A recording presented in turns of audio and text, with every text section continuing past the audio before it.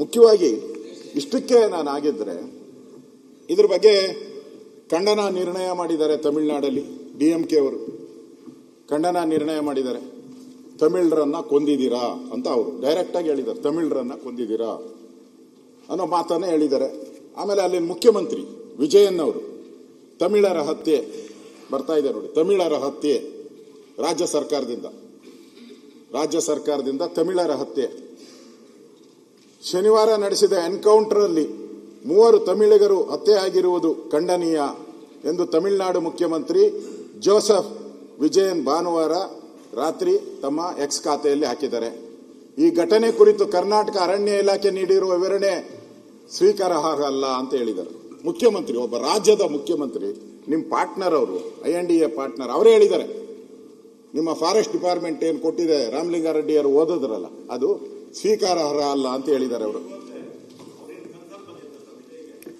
ನಾನು ಈಗ ಓದಿದೆ, ವಿಜಯ್ಗೆ ಏನು ಕನ್ಸಲ್ ಬಂದಿತ್ತ? ಕರೆಕ್ಟ್ ಆಗಿ ಹೇಳಿದ್ರಿ.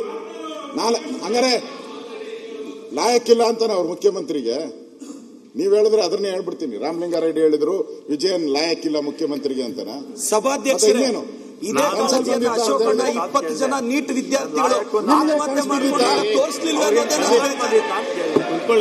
20 ಜನ ನೀಟ್ ವಿದ್ಯಾರ್ಥಿಗಳು ಕಾಂಗ್ರೆಸ್ ಮುಖ್ಯಮಂತ್ರಿ ಹೇಳ್ತಾರೆ ವಿಜಯನ್ ನಾಲಾಯಕ್ ಅಂತ. ಕಾಂಗ್ರೆಸ್ ಮುಖ್ಯಮಂತ್ರಿ ಹೇಳ್ತಾರೆ ವಿಜಯನ್ ನಾಲಾಯಕ್ ಅಂತ. ವಿದ್ಯಾರ್ಥಿಗಳು ಆತ್ಮಹತ್ಯೆ ಮಾಡ್ಕೊಂಡಾಗ ಕಾಳಜಿ ತೋರಿಸಲಿಲ್ಲ ಅಲ್ಲ ಅಶೋಕಣ್ಣ?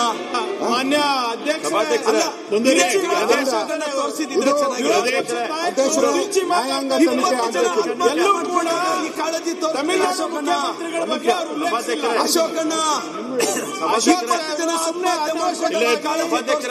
ಸಚಿವರು ಮಾತಾಡ್ತಾ ಇದ್ದಾರೆ. ದಯವಿಟ್ಟು ಇದೇ ಕಾಳಜಿ ಅಶೋಕಣ್ಣ ತೋರಿಸಲಿಲ್ಲ. ಹಾಕೊಂಡಿರೋದು ಸೇರಿ ಅವ್ರಿಗೇನು ಕನಸಲ್ಲಿ ಬಂದಿತ್ತ ಅಂತ ಕೇಳಿದೆ ಅಷ್ಟೇ.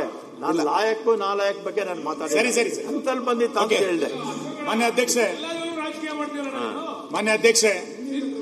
ಪ್ರಾಮಾಣಿಕವಾಗಿ ಅವ್ರಿಗೆ ನ್ಯಾಯ ಒದಗಿಸಬೇಕು ಅಂತ ಇದ್ದ, ರಾಜಕೀಯ ಮಾಡಬೇಕು ಅಂತ ಇದ್ದ.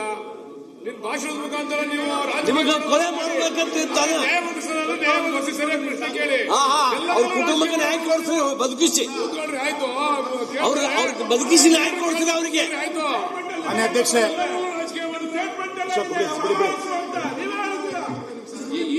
ಮೂರ್ ದಿನ ಏನ್ ಮಾಡ್ತಾ ಇದ್ದೀರಿ ನ್ಯಾಯ ಒದಗಿಸಕ್ಕೆ? ನ್ಯಾಯ ಬೇಕಾದ್ರೆ 3 ದಿನ ಬೇಕಾಯ್ತು ಸರ್ಕಾರಕ್ಕೆ. 3 ದಿನ ತೀರ್ಮಾನ ಕೊಡ್ಬೇಕಾಯ್ತು. 3 ದಿನದಲ್ಲಿ ಏನ್ ಕೊಟ್ಟಿದ್ದಾರೆ ತೀರ್ಮಾನ?